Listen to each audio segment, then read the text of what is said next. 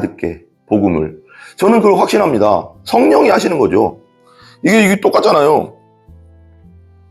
그죠? 각자 말로 듣고 있습니다. 12절. 그러자 모든 사람들이 놀라 당황해 이것이 도대체 어찌된 일입니까? 하고 서로에게 말했습니다. 야, 이게 무슨 일이요? 저 사람들은 갈릴리 사람들이고 갈릴리 촌놈들이고 한 번도 뭐 언어, 영어나 뭐 우리나라 말이나 뭐 어디 말도 스페인이나 한 번도 배워본 적도 없을 텐데, 우리나라 단어도 모를 텐데, 나 우리 전 세계에서 왔는데 어떻게 이런 일이 있지? 막 저 촌놈들이 어떻게 저렇게 우리말을 하지? 막 이렇게 막 하는 거죠. 어찌된 일이요? 이게 무슨 일이요? 막 서로 막 어리둥절해 가서 막 그러는 거죠. 그 상상을 해보면 내가 그 자리에 있다고 생각해 보세요. 제자가 아니라 그 외국에서 온 유대인이라고 내가 생각해 보세요. 얼마나 어리둥절하겠어요. 야, 막 놀랍죠. 그러다 어떤 사람들은 그들이 세술에 취했다라고 조롱하며 말하기도 했습니다.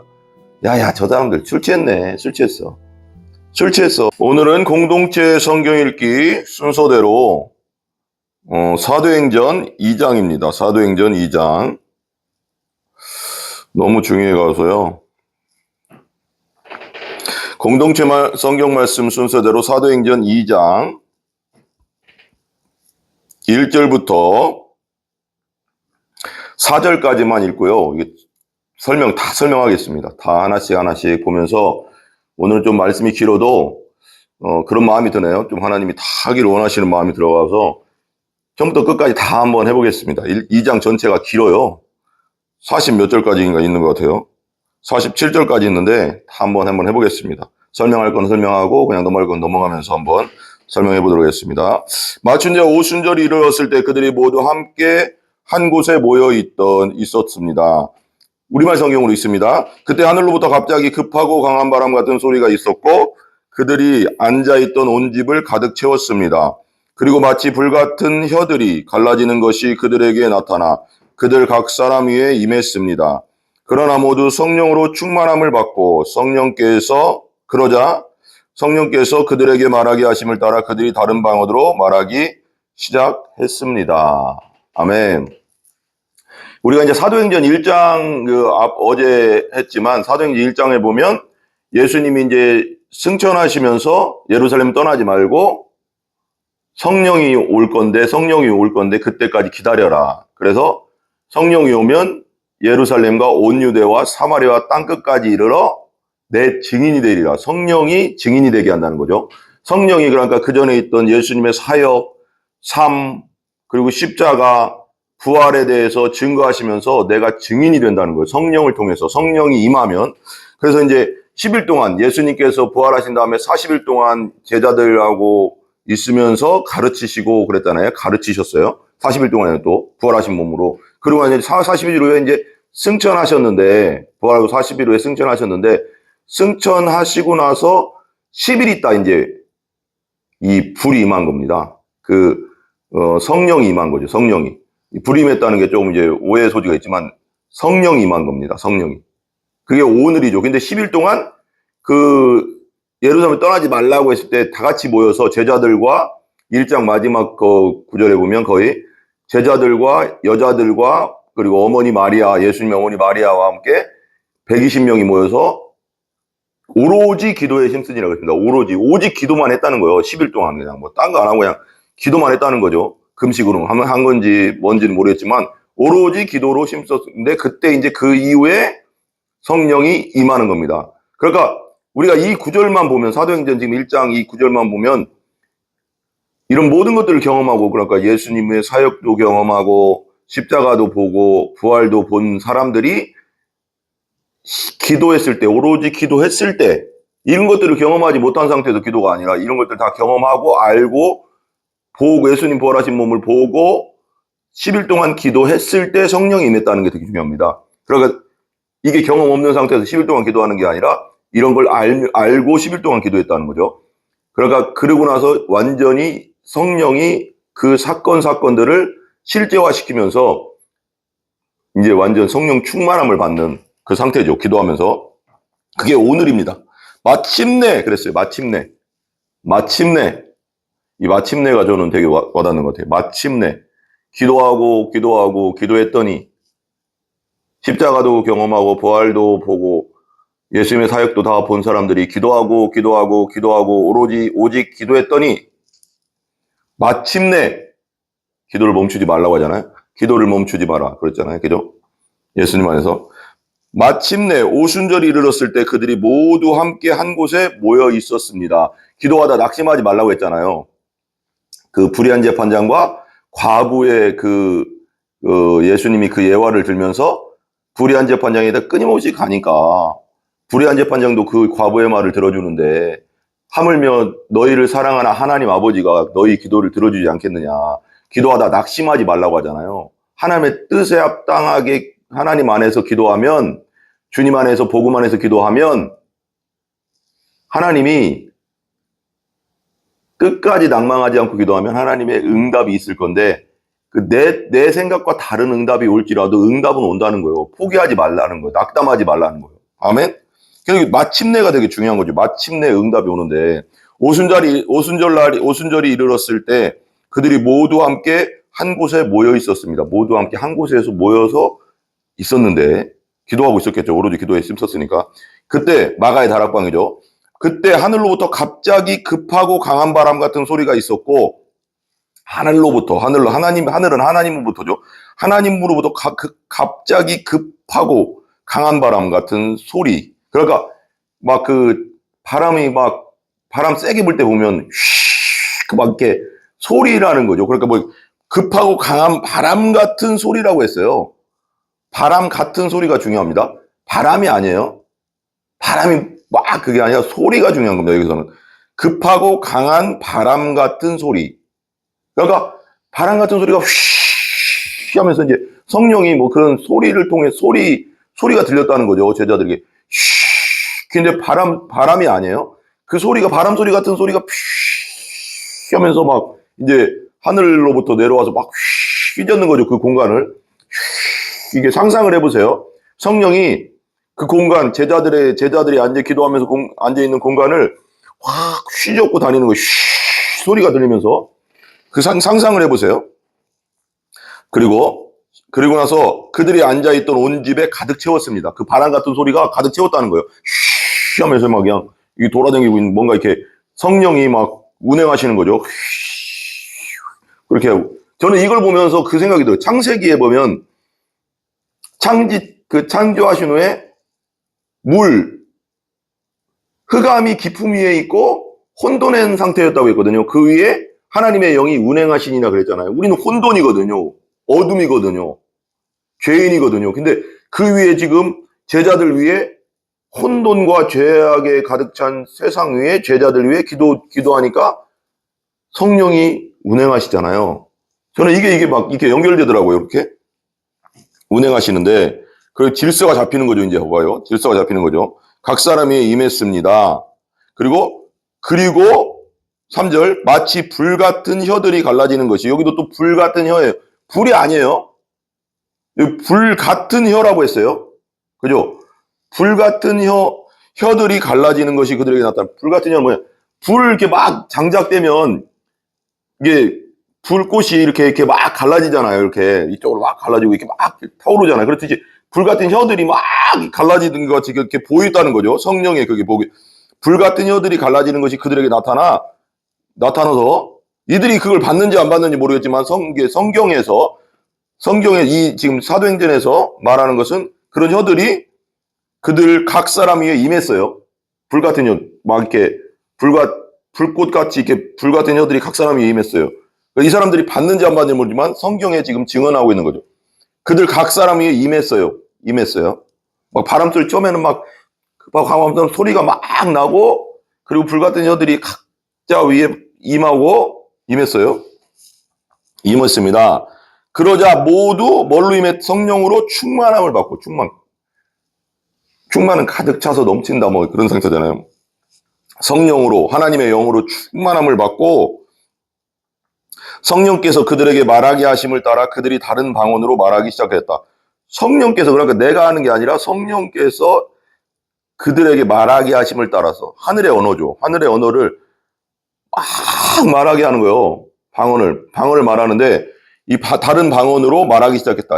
이들이 한 번도 배워보지 못한 언어라는 거죠. 언어예요. 언어가 막 나오는 거예요. 성령이 주장해가서 성령이 그들에게 말하게 하심을 따라 그랬잖아요. 성령이 주관자죠. 그때 세계 각 나라로부터 5절 온 경건한 유대 사람들이 예루살렘에 머물고 있었습니다.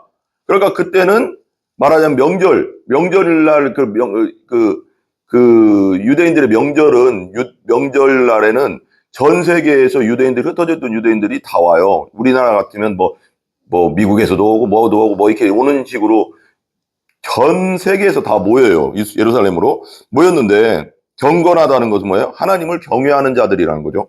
유대 사람들이 예루살렘에 머물고 있었습니다. 각 나라에서부터 와서. 근데 6절 보세요. 그런데 이런 소리가 나자 많은 사람들이 모였는데 각자 자기들의 언어로 제자들이 말하는 것을 듣고 모두 어리둥절했습니다. 그러니까 성령께서 그들에게 말하게 하심을 따라 그들이 다른 방언으로 말하게 4절 보면 그러잖아요. 성령께서 막 말하게 하시니까 방언을 막 성령께서 막 그 언어를 막 말하게 하시니까 그 자기들의 말로 어리둥절해서 많은 사람들이 모였는데 각자 자기들의 언어로 제자들이 말하는 걸 듣고 모두 어리둥절했다는 거예요. 그 언어가 막 갈릴리 사람인데 이 사람들은 외국말을 한 번도 배워본 적도 없는데 막 말하는데 들리는 게 어떻게 들리냐면 어떻게 들려요? 그 각자 나라 사람 말로 들린다는 게 영어를 배운 사람도 아니고 이 제자들은 뭐 스페인어 뭐 예를 들면 아라비아어 중동어 막 이런 예를 들면 그런 언어들이 막 나는 막 그냥 성령을 따라 막 방언을 하는데 저 사람들은 자기들 언어로 들리는 거예요. 이게 뭐예요? 바벨탑 사건 때 우리가 하나님이 바벨탑을 쌓으니까 교만하다고 딱 때리면서 언어가 혼돈됐잖아요. 일본어, 중국어, 한국어 막 다 흩어져 버렸잖아요. 그래서 못 알아들으니까 막 탑사타가 각자 막 그냥 언어에 맞는 사람끼리 막 흩어졌잖아요. 근데 그것이 다시 성령 안에서 예수님 안에서 하나 되는 사건이잖아요. 지금 오순절 사건이 엄청나죠. 언어로 제자들이 말하는 것을 듣고 모두 어리둥절했습니다. 7절 그래서 그들은 놀라 이상하게 여기며 말했습니다. 보십시오. 지금 말하고 있는 이 사람들은 모두 갈릴리 사람들이 아닙니까? 저기 갈릴리 촌놈들 아니에요? 저 갈릴리 소외받는 저 갈릴리 촌놈들 아니요? 우리 언어 모를 텐데 무식쟁이들인데 이런 뜻이에요. 근데 저것들이 어떻게 우리나라 말로 저렇게 말씀을 전하지? 성령이 하신 거죠. 성령이. 이게 무슨 뜻이에요? 이건 지금 이 사건은 전 세계에서 온 유대인들에게 복음이 지금 선포되는 사건이잖아요. 말씀이 선포되는 사건이. 그러니까 전 세계로 예루살렘 온 유대와 사마리아 땅끝까지 복음이 전파될 것에 대해서 지금 보여주고 있는 거죠. 보세요. 갈릴 사람들이 아닙니까? 그런데 우리가 각자 태어난 곳의 말로 듣고 있으니 어찌 된 일입니까? 자기들이 유대인이지만 미국에서 우리 한인이 이민 가서 2세, 3세들이 있을 거 아니에요. 그럼 거기서 태어났단 말이에요. 미국에. 이스라엘에, 스페인에서 태어나고 그래서 그 나라 언어밖에 몰라요. 그런데 그들의 언어로 듣고 있으니까 어찌된 일입니까? 9절. 우리는 바데는 뭐예요? 페르시아. 지금 말하면 이란이죠. 메데 사람, 거기도 좀 페르시아, 지금 이란 위쪽 그쪽이죠. 메데 사람, 엘림 사람들이며, 엘림은 또 그쪽으로 내려오면 그쪽이고 또요. 다 그쪽에 메소포타미아, 유대, 갑바도기아는 지금 저기 말하자면 터키 지역 그 중간 지역이고요. 본도, 아시아 소아시아를 말하는 거예요. 지금 터키 지역이요. 부르기아, 밤빌리아, 이집트 그리고 구레네 아프리카 쪽 가까운 리비아 지역들에 사는 사람들이며 로마로부터 온 사람들도 있고 나그네 된 유대 사람들과 유대교로 개종한 사람들이며 그러니까 유대인들도 있고 원래 이방인데 유대교로 개종한 사람도 있고 크레타 섬이죠. 크레타 섬 지금 있잖아요. 크레타 사람들과 지금 아라비아 사람들인데 우리는 지금 저들이 말하고 있는 하나님의 큰 일들을 우리 각자의 말로 듣고 있습니다. 방언으로 막 얘기하는데 제자들이 각자의 말로 다 들리는 거예요. 전 세계에서 온 사람들이, 유대인들이. 이게 얼마나 놀랍습니까? 이게 그러니까 저는 그런 생각이 들어요. 지금 120명이 각자가 어떤 사람은 스페인어로, 어떤 사람은 로마어로, 어떤 사람은 아라비아로, 어떤 사람은 이집트어로 막 말한 것이 아니었어요. 분명히. 여기서는 그렇게 안 나와 있잖아요. 그냥 이 사람들은 성령이 말하게 하심을 따라서 방언으로 막 말하는데 이 사람들이 그렇게 들리는 거죠.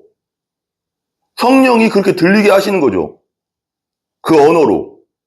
나는 그냥 방언을 했을 뿐인데. 이게 참 의미가 있어요. 하나님의 큰 일들을 우리 각자의 말로 듣고 있습니다. 듣고 있습니다. 저는요, 이 복음 전할 때도 마찬가지인 것 같아요. 복음 전할 때도 우리가 복음을 이렇게 우리가 생각해서 막 전한다고 하잖아요. 근데 그 성경이 분명히 성령이 너희에게 말하게 하실 것이다. 너를 통해 말하게 하실 것이다. 두려워하지 말아라. 그런 말 나오잖아요. 신약 성경에. 그 앞에 가면 그 임금이나 그 높은 사람 있는 사람 앞에 가서는 네가 무슨 말을 할지 걱정할 거 없다. 성령이 너를 통해 말하게 하실 것이다. 그러잖아요. 우리가 복음 전할 때도 마찬가지예요. 우리가 기도하고 복음 전하면 하나님이 그 사람에 맞게 말을 하게 하실 거예요. 그 사람이 알아듣게, 복음을. 저는 그걸 확신합니다. 성령이 하시는 거죠. 이게 똑같잖아요. 그죠? 각자 말로 듣고 있습니다. 12절. 그러자 모든 사람들이 놀라 당황해 이것이 도대체 어찌된 일입니까? 하고 서로에게 말했습니다. 야, 이게 무슨 일이요?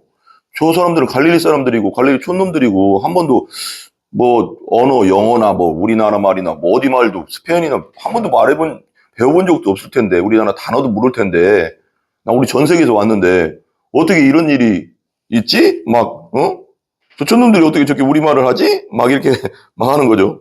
어찌된 일이요? 이게 무슨 일이요? 막 서로 막 어리둥절해 가서 막 그러는 거죠. 그 상상을 해보면 내가 그 자리에 있다고 생각해 보세요. 제자가 아니라 그 외국에서 온 유대인이라고 내가 생각해 보세요. 얼마나 어리둥절하겠어요. 야, 막 놀랍죠. 그러다 어떤 사람들은 그들이 세술에 취했다라고 조롱하며 말하기도 했습니다. 야야, 저 사람들 술 취했네. 술 취했어. 술 취했어. 아침부터 술 취했네. 막 이러는 거예요. 막인 봐봐요. 저는 여기서 보면 잘 봐봐요. 하나님의 강력한 역사가 있으면 마귀가 꼭 방해를 해요. 방해를. 틀어버려요. 뭔가 아이고 저거 이상하네. 저거 좀 약간 이상하네. 마귀적이네. 막 이렇게 하면서 틀어버린다고. 틀어버려. 막. 하나님의 강력한 사건이잖아요. 성령 임한 사건, 지금 오순절 사건인데 저들이 술 취해서 그래. 아침부터 확 돌려버리잖아요. 마귀는 항상 방해를 한다는 거죠. 하나님의 강력한 역사가 있는 곳에도 저는 마귀도 강력하게 방해를 한다는 걸 알아야 돼요. 근데 하나님이 무찔러 버리시죠. 무찔러 버리시는데 봐봐요. 그래서 세수에 치였다 조롱했다니. 조롱해요. 막 조롱해요. 마귀는. 조롱하며 말하기도 시작합니다. 14절. 그러자 베드로가 11사도와 함께 서서 자신의 목소리를 높여 그들에게 선포했습니다. 베드로가 선포했죠. 예루살렘 한복판에서 지금 베드로가 선포하는 거예요. 지금 전 세계에서 오고 막 너무 막 유대인들 합쳐지고 명절이니까 엄청 사람이 많잖아요. 베드로 한번 생각해요. 베드로가 예수님을 다굴기 전에 3번을 부인했잖아요. 마지막에 저주까지 하면서 부인했단 말이에요. 딱 저 인간 몰라 하면서 예수님 바로 앞에 있는데 눈을 마주치고 있는데. 그러니까 완전 인간적으로는 죽음이 두려운 우리죠. 겁쟁이들요. 베드로만 그런 거 아니잖아요. 죽음이 두려웠던 우리죠. 죽음이 안 두려운 사람은 없을 거예요. 근데 예수님을 만나고 거듭나게 성령이 내 안에 계시면 부활의 소망이 생기기 때문에 죽음이 두렵지가 않습니다.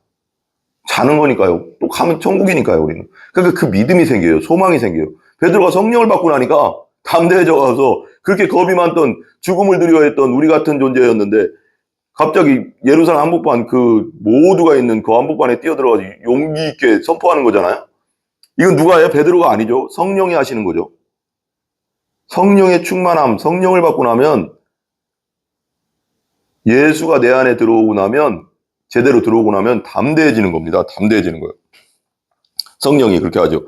목소리를 높여 그들에게 선포했습니다. 예전에는 꼬맹이 앞에서도 나 모른다고 예수 모른다고 하던 베드로가 큰 소리로 선포하는 거예요. 큰 소리로 선포하는 겁니다. 이게 쉬운 게 자신의 목소리로 이게 쉬운 게 아닙니다. 제가 이제 한참 막 20대 때 성령으로 중생하고 나서 막 복음 전할 때 있었어요. 복음 전하면 그 사람들하고 나가면 그 농협, 그러니까 어디 같은 데 가면 농협이 되게 번화가에 있잖아요.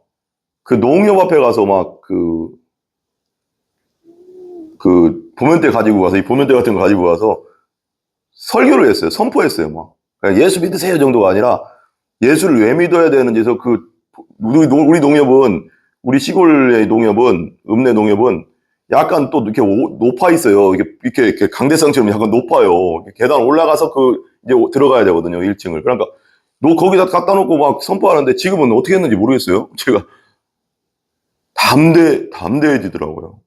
담대해지더라고요. 근데 하필이면 그래도 외삼촌이 지나가서 외삼촌이 저를 몰랐을 거예요. 아마 병조인지 몰랐을 거예요. 근데 사람들이 그게 사람들이 막 왔다 갔다 하는 날, 그게 선포한다는 게 쉬운 게 아니거든요. 근데 그건 저희들이 하는 게 아니고 성령이 하시는 거죠. 담대하게 선포하게 하는 건 성령이 하시는 겁니다. 근데요, 그렇게 하니까요, 그냥 교회에서 설교하는 건요, 아무것도 아니에요. 그냥 편해, 너무 편해. 밖에서 안 믿는 분들 앞에서 막 설교하는데, 하고 나니까 너무 담대해지니까 안에서 설교하는 건 아무것도 아니에요. 그 훈련이었는지 하나님이 그 뜻이었는지 모르겠지만 그랬습니다. 선포했습니다. 유대 사람들과 예루살렘에 사는 모든 사람들이여, 이 일을 여러분에게 알게 하고자 하니 내 말에 귀를 기울이십시오. 지금 이 사건, 성령 임해가서 우리가 방언으로 말할 때 여러분들이 다 알아듣고 있는 이 사건에 대해서 내가 알려주려고 합니다. 보십시오. 15절. 지금 오전 9시입니다. 9시에 무슨, 그죠? 9시니 여러분 생각처럼 이 사람들이 술에 취한 것이 아닙니다. 우리가 아침 9시부터 술 먹는 사람 없잖아요. 진짜 중독자 아닌 이상. 그죠? 말이 안 되잖아요. 그런 뜻이죠. 다만 이 일은 예언자 요엘을 통해 말씀하신 것입니다. 요엘서에 보면 나오죠. 요엘서에 16절, 17절. 하나님께서 말씀하셨습니다. 마지막 날에 내가 내 영을 모든 육체에게 부어주겠다. 마지막 날. 여기서 마지막 날, 그러니까 신학적으로는 예수님이 초림부터 지금까지를 다 마지막 시대라고 해요. 마지막 시대. 2000년 지금 지났잖아요. 근데 마지막 중에 마지막을 말세 지말, 예수님이 재림하실 때를 말세 지말이라고 하죠. 마지막 중에 마지막이고, 지금 이 시대를 신학적으로는 다 마지막 때라고 해요. 예수님이 오신 시대를. 이 마지막 날에 내가 내 영을 모든 육체에게 부어주겠다. 성령을 부어주겠다는 거죠. 예수 믿는 자들에게. 그래서 너희 아들들과 너희 딸들은 예언을 하고, 미래일을 예언하는 것도 예언이지만 하나님 말씀을 선포한다는 뜻도 되거든요. 예언이란 말은. 좀 언어적으로는. 그러니까 하나님 말씀을 선포하고, 너희 젊은이들은 환상을 보고, 하나님의 나라에 대한 환상을 보고 꿈을 꾸고, 너희 나이 든 사람들은 꿈을 꿀 것이다. 나이 든 사람들이 무슨 꿈을 꾸겠어요? 무슨 비전이 있겠어요? 근데 성령이 임하고 예수 믿고 성령이 임하면, 성령으로 거듭나게 되면 죽는 그날까지 복음의 사명자로 살게 된다는 거예요. 꿈을 꾸게 돼 있어요. 꿈을 꿉니다. 꿈을 꾸어. 그래서 더 건강해서 복음 전해야지. 더 건강해서 주의 일 하다 가야지. 막 이런 생각이, 꿈을 꾼다고요. 아무 생각이 없었지. 노인들이 무슨 꿈을 꾸겠어요. 그잖아요? 그날에, 18절, 그날에 내가 내 남종들과 여종들에게 내 영을 부어주겠다. 내 남종들과 여종들에게 하나님의 영을 부어주겠다는 거예요. 하나님의 사람들에게, 하나님의 종들에게 하나님의 영을 성령을 부어주겠다 말하는 거예요. 그 일이 이루어졌다는 걸 말하는 거예요. 그래서 그들이 예언을 할 것이다. 또 19절, 또 내가 위로 하늘에서 기사들은 기적, 아래 땅에서는 표적들을 나타내는, 이것도 표적도 하나님의 표적이죠. 표적들을 나타낼 것이다. 곧 피와 불과 자욱한 연기로다. 피와 불과 자욱한 연기로다. 피와 불과 자욱한 연기. 심판에 대한 상징인 것 같아요. 피와 불과 자욱한 연기. 20절, 주의 크고 영화로운 날이 이르기 전에, 주의 크고 영화로운 날은 예수님이 재림하시는 날, 심판의 날이죠. 그렇죠? 날이 이르기 전에 해가 변해 어둠이 되고 달이 변해 피가 될 것이다. 예수님이 오시기 전에 해가 변해 어둠이 되고 달이 변해 피가 될 것이다. 해가 빛을 잃어버린다는 거예요. 마태복음 24장에 나오잖아요. 마태복음 24장 마지막, 예수님이 마지막 때에 대한 예언을 보면 정확하게 나와 있죠. 별들이 떨어질 것이고 막 그러고, 그죠? 그리고 마가복음 13장, 누가복음 21장, 이 말세에 대한 사건들 한번 읽고, 요한계시록 한번 다시 한번 읽어보세요. 되게 중요하죠. 그러나 누구든지 주의 이름을 부르는 사람은 구원을 얻을 것이다.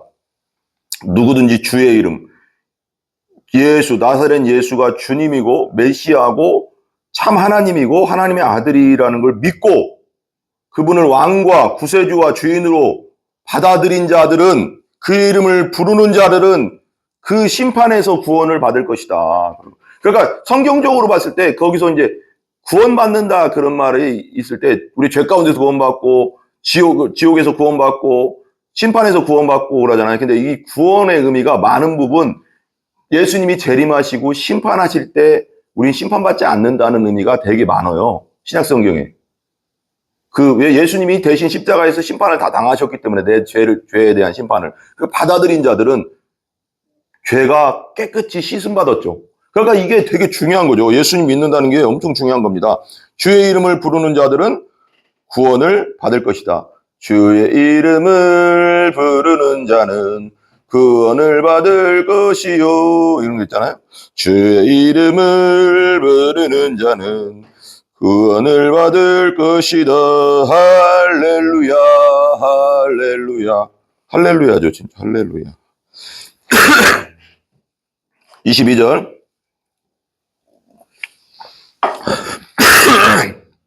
22절 보세요. 이스라엘 사람들이여 이 말들을 들어보십시오. 여러분이 아는 바와 같이 나사렛 예수 나오잖아요. 이 주 메시아, 구약에 예언된 그 메시아가 여러분들이 십자가에 못 박은 그 사람 나사렛이 갈릴리 여러분이 무시했던 나사렛에서 난 베들레헴에서 나서 나사렛에서 그 몫으로 일한 나사렛 예수는 하나님께서 그를 통해 여러분 가운데서 베푸신 능력과 기사들과 표적들로 여러분에게 증언하신 분입니다. 그죠? 이 삶에서 다 증언했잖아요. 기적과 표적으로 메시아라는 것을, 구약의 메시아라는 것을. 23절. 이 예수는 하나님께서 정하신 뜻과 미리 아심을 따라 내주셨고 하나님께서 구약에 예언된 그분이 나사렛 예수다. 정하신 뜻과 미리 아심을 따라 내주셨고 여러분은 법 없는 사람들의 손을 빌려 그분을 십자가에 못 박아 죽였습니다. 법 없는 사람들, 로마, 그 당시 로마 식민지가 가운데 있었으니까 로마 사람들은 율법이 없잖아요. 하나님의 법이 없잖아요. 성경이 없잖아요. 그런 자들에게 사람들을 손을 빌려 그분을 십자가에 못 박아 죽였습니다. 대제사장들과 백성들이 십자가 못 박으시오 하면 빌라도가 십자가 못 박으라고 했잖아요. 그죠? 못 박아 죽였습니다. 그러나 24절 그러나가 중요하죠. 항상 이런 단어들이 중요합니다. 하나님께서 죽음의 고통에서 풀어 그분을 살리셨습니다. 예수님은 죄가 없는 분이시기 때문에 우리 죄를 짊어지고 죽었기 때문에 죽었다가 3일 만에 죄의 삭은 사망인데 그러면 예수님이 죄가 있었다면 영원히 일어나지 못했을 거예요. 근데 우리 죄를 위해 돌아가셨기 때문에 죄가 없는 분이 3일 만에 부활하셨죠. 이게 정말 중요하죠. 왜냐? 죽음의 고통에서 풀어 그분을 살리셨습니다. 왜냐하면 그분은 죽음에 사로잡힐 수 없었기 때문입니다. 죄가 없는 분이기 때문에 죽음에 사로잡힐 수 없고 사망의 가운데 누워있을 수 없습니다. 아멘? 75절 다윗이 그분에 대해 말했습니다.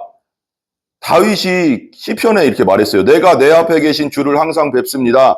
주께서 내 오른편에 계심으로 내가 흔들리지 않습니다. 그러므로 내 마음이 기쁘고 내 입술은 즐거워했으며 내 육체도 소망 속에 살 것입니다. 이는 주께서 내 영혼을 지옥에 버리지 않으시며 주의 거룩하신 분을 썩지 않게 하실 것이기 때문입니다. 주께서 내게 생명의 길을 알려주셨으니 주 앞에서 내게 기쁨을 가득 채워주실 것입니다. 그래서 27절에 보면 그러죠. 주께서 예수님을 믿고 거듭난 자들은 중생한 자들은 내 영혼을 그 영혼이 지옥에 버림받지 않을 것입니다. 왜? 예수님께서 다 심판을 당하셨기 때문에 주의 거룩한 분은 여기 예수님을 말하는 거죠. 벌써 1000년 전 시편이 뭐예요? 다윗이 1000년 전 기원전 1000년 전 사람이잖아요. 예수님 오시기 1000년 전에 벌써 예언되어 있다는 거예요. 메시아는 이런 분, 거룩한 분, 하나님의 아들은 이런 분이라고 주의 거룩하신 분 예수님을 썩지 않게 하실 것이기 때문입니다. 썩지 않는다는 거예요. 무덤에서 누워서 썩지 않는다는 거예요. 부활하셨잖아요. 그분이 나사렛 예수라는 걸 자꾸 베드로가 말하는 거예요. 너희들이 십자가에 못 박인 죽인 그 나사렛 예수가 그분이다. 다윗이 말한 그분이고 구약 성경의 선지자들이 말한 그분이고 하나님이 말씀하신 그분이고 메시아 그분이다 라는 것을 이 말씀을 통해서 부활하심을 통해서 증거가 되지 않냐. 이 나사렛 예수가 곧 메시아다 이렇게 선포하고 있는 겁니다. 메시아입니다. 메시아. 썩지 않게 하실 것이기 때문입니다. 28절 주께서 내게 생명의 길을 알려주셨으니 주 앞에서 내게 기쁨을 가득 채워주실 것입니다. 생명의 길 예수를 알려주셨습니다. 예수 그리스도를 받아들이시고 믿으시고 회개하고 죄를 회개하고 믿으시기 바랍니다. 29절 형제들이여 나는 여러분에게 조상 다윗에 대해 담대히 말할 수 있습니다. 그는 죽어 장사돼 그의 무덤이 오늘날까지 우리 가운데 있습니다. 이스라엘 백성들이 가장 지금도 존경하지만 그때 당시도 존경했던 다윗의 별이잖아요. 이스라엘 국기 보면 지금도 다윗을 가장 존경한다고요. 지금도요. 그 다윗도 지금 죽어서 우리 가운데 이스라엘 지금 예루살렘에 무덤이 있지 않습니까?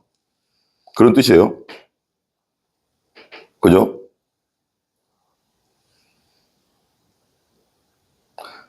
그는 죽어 장사돼 그의 무덤이 오늘까지 우리 가운데 있습니다. 30절 다윗은 예언자이기에 다윗은 왕이기도 했지만 예언자이기도 했다는 거죠. 예언자이기에 하나님께서 그에게 맹세하셔서 그의 몸에서 날 자손을 세워 그의 보좌 위에 앉히시리라는 것을 알고 다윗의 후손 예수여 다윗의 자손 예수여 그래 바디메오 그러잖아요. 다윗의 자손 다윗의 씨에서 메시아가 나온다고 했잖아요. 육신적 그죠? 그런 걸 잘 보면은 알 수 있겠습니다. 다윗이 보세요. 다윗이 예언자이기 때문에 보좌 위에 앉히라고 것을 알고 미리 내다보면서 그리스도의 부활에 대해 그가 지옥의 버림을 당하지 않고 스올 지옥의 버림을 당하지 않고 그의 육신이 무덤의 버림을 당하지 않고 그의 육신이 썩음을 보지 않았다라고 말했습니다. 1000년 전에 벌써 다윗이 말했다는 거예요. 성경이 나오고요. 시편에 나오잖아. 예언해놨다고 벌써. 메시아 거룩한 자 하나님의 아들은 썩지 않을 것이다. 그분이 곧 나사렛 예수시다 그런 거예요. 놀랍지 않습니까? 32절 이 예수를 하나님께서 살리셨습니다. 하나님께서 예수님을 죄가 없으니까. 우리 죄 때문에 죽었다는 것이 증명되잖아요. 그냥 죽어서 계속 누워있으면 자기 죄 때문에 해서 끝까지 누워있겠지만 죄의 삭스 사망이니까. 근데 살아났다는 건 뭐예요? 이분은 의인이고 하나님의 아들이고 하나님이라는 걸 보여주고 있는 겁니다. 확실하게 증거죠, 증거. 못해 이렇게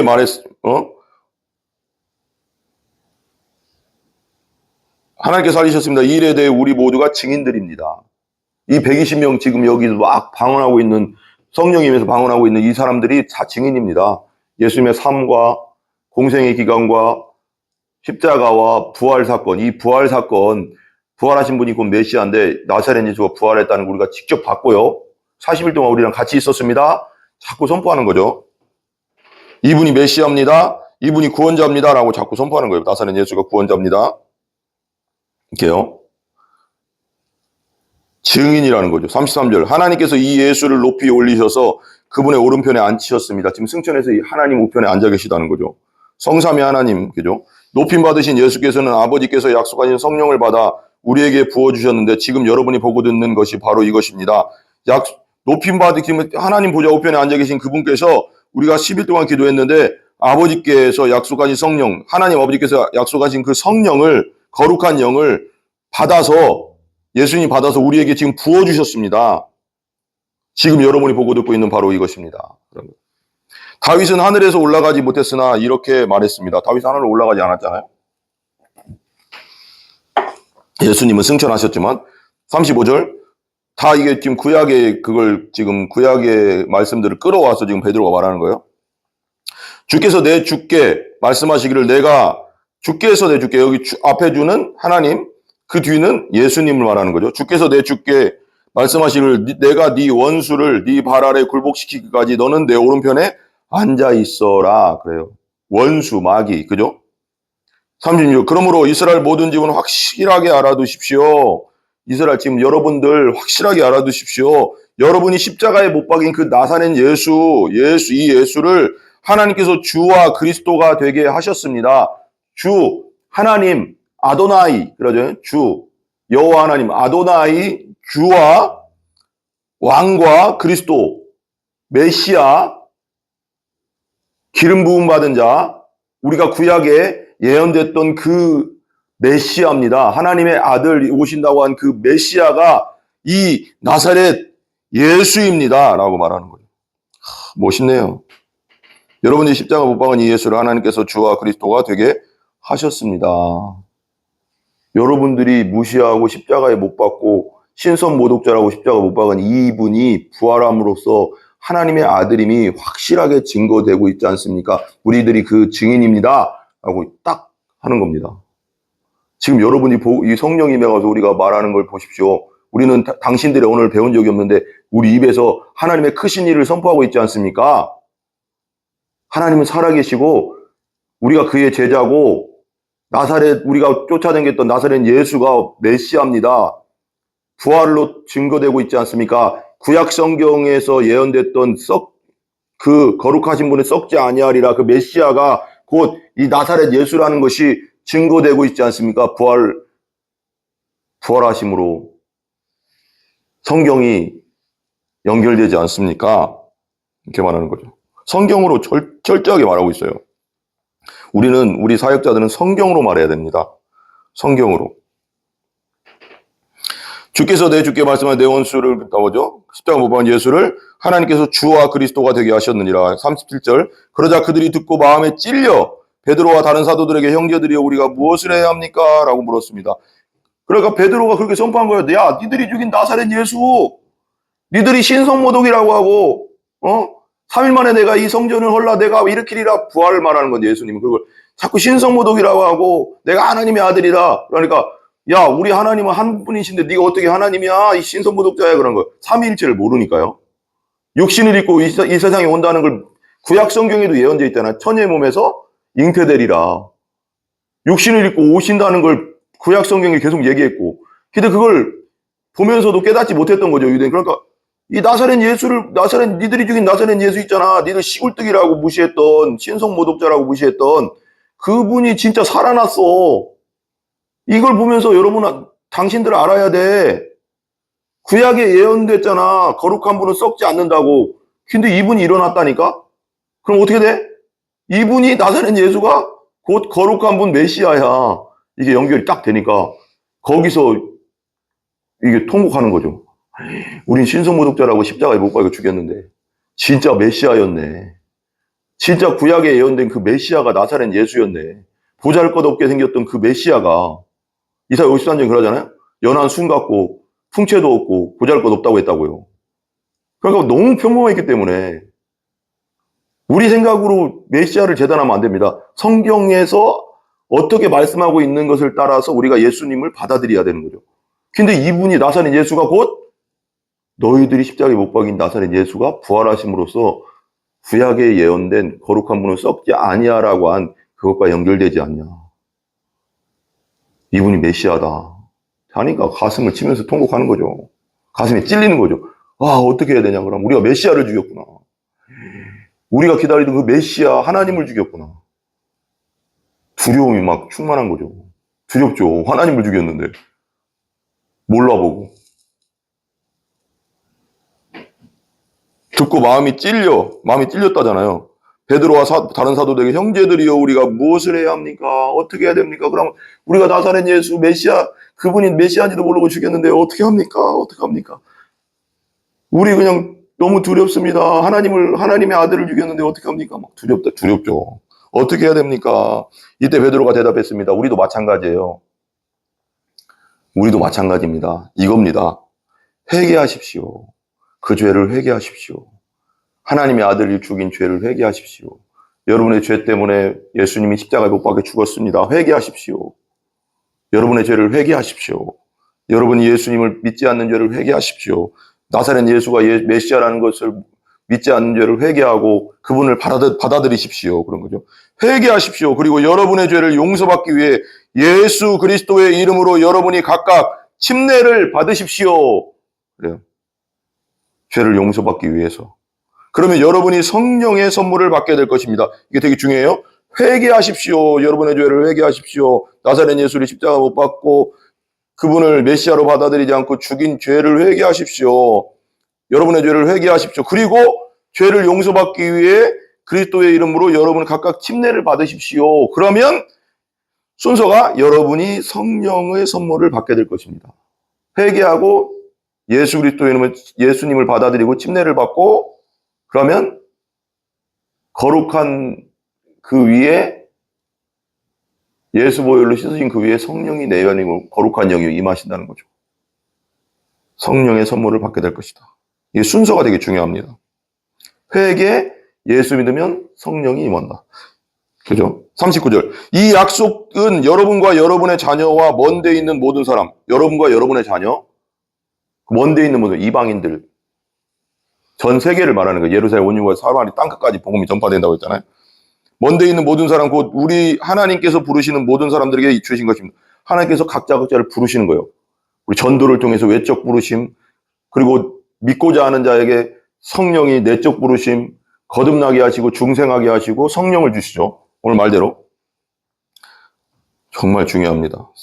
부르시는 모든 사람들에게 주신 것입니다. 베드로가 이 사악한 40절 사악한 세대로부터 구원을 받으십시오.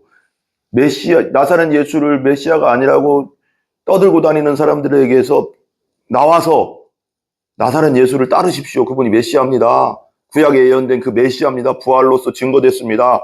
선포하는 겁니다. 선포하는 거예요. 구원을 받으십시오 라고 말하면서 다른 여러 가지 말로 확증하며 그들을 권했습니다. 확증한다는 거예요. 다른 여러 가지 말이라는 건 성경을 통해서 확증했다는 거예요.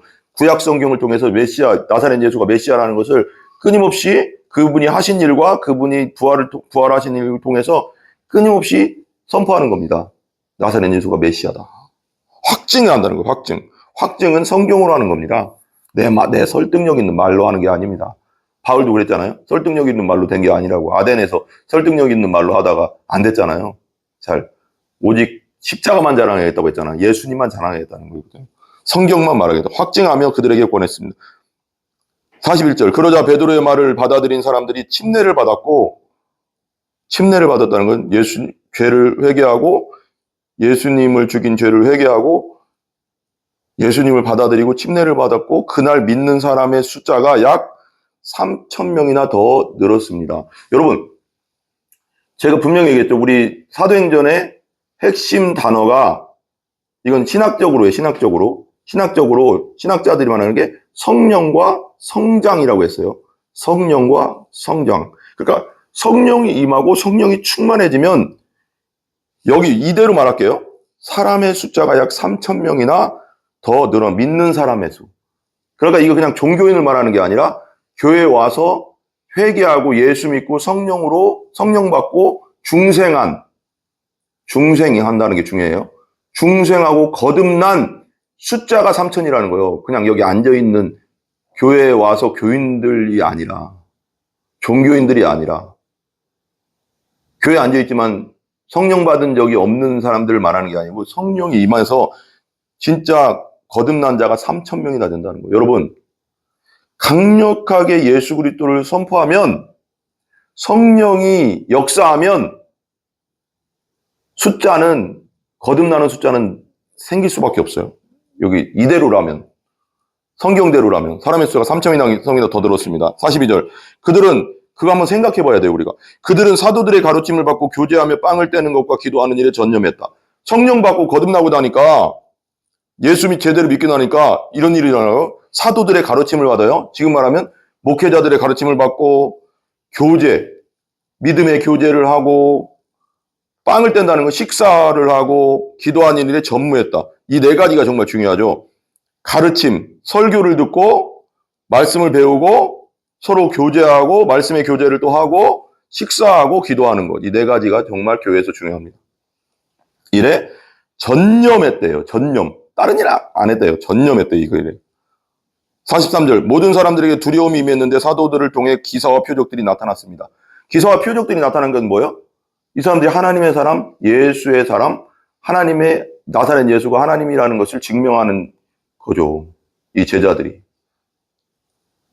기사와 표적이 나타났으면 두려움이 임했다는 거죠. 아, 진짜 나사렛 예수가 하나님이었구나. 메시아였구나. 두려움이 임했어. 44절. 믿는 사람들이 모두 함께 모여 모든 물건을 함께 쓰며 이런 일들이 일어나요. 이게 진짜 교회죠. 모두 함께 모여 모든 물건을 함께 써요. 왜 함께 쓸까요? 이게 45절. 재산과 소유물을 팔아 각 사람에게 필요한 대로 나눠 주었습니다. 재산과 소유물을 팔아서 가난한 사람이 있으면 서로 나눴다는 거예요. 내가 부자야. 그러면 팔아가서 어느 정도 팔아서 교회에 내놓으면 사랑의 공동체죠. 가난한 사람에게 같이 쓰고 그래서 서로 부유한 사람이나 가난한 사람 없이 다 안정되게 살았다는 거예요. 이게 교회입니다. 교회 내에서 너무 가난한 자가 있는데 성경에 나오잖아요. 야고보서인가요? 야, 왜 이렇게 배고프게 있어? 가서 배불리 먹어. 그게 아니라 배불리 먹을 음식을 줘야 되는 거죠. 가난한 자에게. 우리 교회에 다니는 가난한 자에게. 돈이 없어. 대학에 합격했는데 등록금 낼 돈이 없어. 요즘은 이제 그 학자금 대출이 있지만 예를 들면 없다고 생각하면 등록금 낼 돈이 없어. 그럼 교회에서 좀 같이 십시일반으로 내가서 그 사람 등록금도 내주고, 또 우리 교회에 병든 자가 있어. 병원비를 낼 수가 없어. 수술을 해야 되는데 그럼 우리 교회에서 또 십시일반 또 헌금해 가서 그분을 도와주고. 이게 교회예요. 이게 교회입니다. 리칭아웃, 그죠? WRLG, 월드에서 하자는 거 이겁니다. 이 초대교회에서 했던 그대로입니다. 소유물을 팔아 각 사람이 필요의 대로 나눠주고. 46절, 그게 교회죠. 너는 너고 나는 나고가 아니라, 지금 겨울이잖아요. 겨울에서 진짜 근데 너무 가난해서 겨울 잠바 하나 못 사요. 뭐 예를 들면 소년소녀 과장이 다닌다고 하고 뭐 가난한 사람이 다닌다고 하면 우리가 알아요? 그럼 우리가 십시일반으로 돈을 헌금해서 그 사람에게 잠바를 하나 사주는 거. 그게 사랑이고, 그게 초대교회고, 그게 교회죠.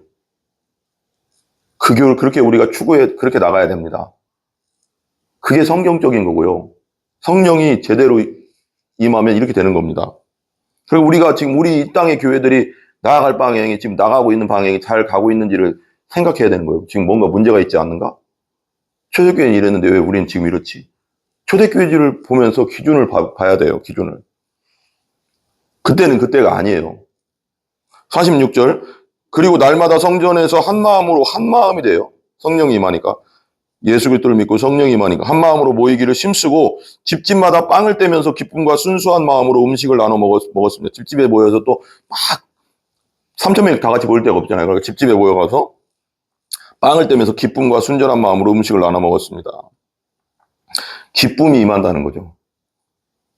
예수 그리스도로 충만한 곳에는, 성령이 충만한 곳에는 기쁨이 임한다 하는 겁니다. 나눠 먹었습니다. 47절, 그리고 하나님을 찬양하게 돼요. 찬양하고 사람들로부터 칭찬을 받아 주께서 날마다 구원받는 사람들을 더하게 하셨다. 그런 일들을, 이 전체적인 일들을 막 이게 이루어지니까 하나님을 찬양하니까 사람들로부터 또 칭찬받아요. 가난한 사람들을 막 같이 하고 막, 그러니까 날마다 그걸 보면 다른 믿지 않는 사람들도, 외집 밖에 있는 사람들도 날마다 구원받는 사람들을 도와하게 되는 거예요. 교회에 찾아오니까요. 이런 일들이 우리 교회에도, 이 땅의 교회에도 일어나야 되겠습니다. 우리가 초대교회 신앙으로 돌아가야 되겠습니다. 이런 모습으로. 성령 충만으로, 예수 충만으로 이런 일은 가능합니다. 그걸 위해서 끊임없이 기도하시기 바랍니다. 예수 충만한 교회 되게 해달라고. 성령 충만한 교회 되게 해달라고. 그러면 이게 될 것입니다. 기도하겠습니다. 하나님 감사합니다. 오늘 오순절 사건을 통해서 우리가 나아갈 방향을 확실히 보여주시니 감사합니다. 우리 교회도 예수 충만, 말씀 충만, 복음 충만, 성령 충만한, 기도 충만한 교회 되게 하여 주시옵소서. 예수님의 이름으로 기도합니다. 아멘. 주기도를 마칩니다. 하늘에 계신 우리 아버지여, 이름이 거룩히 여김을 받으시오며 나라의 임하옵시며 뜻이 하늘에서 이루어진 것 같이 땅에서도 이루어지이다. 오늘날 우리에게 일용할 양식을 주시고 우리가 우리에게 죄 지은 자를 사하여 준 것 같이 우리 죄를 사하여 주옵시고 우리를 시험에 들게 하지 마옵시며 다만 악에서 구하옵소서. 대개 나라와 권세와 영광이 아버지께 영원히 있사옵나이다. 아멘. 아멘.